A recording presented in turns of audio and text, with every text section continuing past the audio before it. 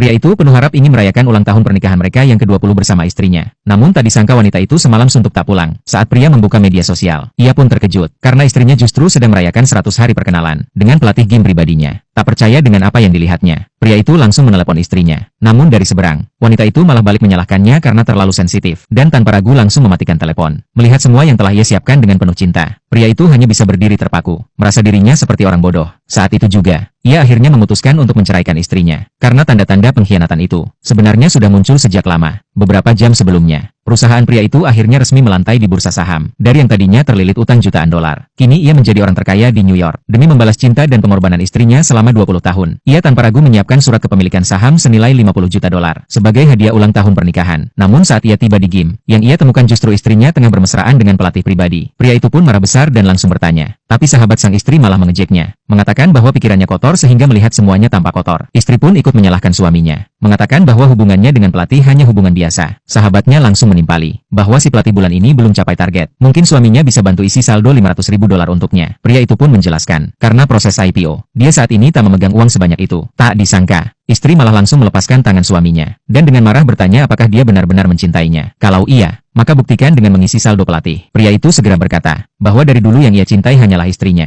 Lalu dengan tulus mencoba memberikan surat saham bernilai 50 juta dolar. Namun baru saja hendak diserahkan, surat itu langsung ditepis jatuh oleh sahabat sang istri, yang menuduh pria itu hanya pura-pura mencintai. Istri pun percaya pada kata-kata sahabatnya, dan terus mendesak suaminya untuk segera isi saldo pelatih. Melihat sorot mata istrinya yang hanya tertuju pada pria lain, pria itu pun hancur dan memutuskan pergi. Namun baru saja berbalik, istrinya malah merampas dompetnya, dan langsung menggesek kartu kredit, mengisi saldo 1 juta dolar ke akun pelatih pribadi. Begitu transaksi sukses, wanita itu tampak sangat gembira, dan langsung pergi kembali latihan, meninggalkan suaminya sendirian, menatap notifikasi bank yang berisi tagihan utang. Meski sangat kecewa, namun kenangan 20 tahun pernikahan tak bisa dilupakan begitu saja. Mengingat masa lalu yang penuh kebahagiaan, pria itu memutuskan untuk mencoba menyelamatkan hubungan mereka. Sayangnya malam itu, dia menunggu istrinya pulang sepanjang malam, sementara sang istri justru menghabiskan waktu manis dengan pelatihnya. Kali ini, pria itu tak ingin lagi bersabar. Keesokan harinya, bertepatan dengan konferensi pers peluncuran saham perusahaannya, pria itu memutuskan untuk secara terbuka mengumumkan bahwa ia akan memutuskan semua hubungan dengan istrinya. Sementara itu, istri yang menelepon dan mendapati panggilannya ditolak, merasa marah, bahkan mengancam akan membuat suaminya menyesal saat ia pulang nanti. Tapi detik berikutnya, dia justru melangkah masuk ke bioskop pribadi bersama pelatih gamenya. Tak disangka, layar besar di ruangan itu tengah memutar pidato suaminya di panggung peluncuran saham. Melihat sosok pria itu di layar, wanita itu langsung tertegun, lalu menghentikan langkah dan menonton dengan saksama. Sampai pada momen ketika pria itu berkata bahwa ia telah menyiapkan hadiah khusus untuk istrinya. Wanita itu segera membuka kotak hadiah tersebut. Namun saat melihat isi di dalamnya, dia pun langsung terpaku dengan wajah pucat. Karena yang ada di dalam kotak itu adalah surat gugatan cerai resmi, beserta bukti transfer saham yang kini dialihkan ke yayasan amal atas nama wanita lain.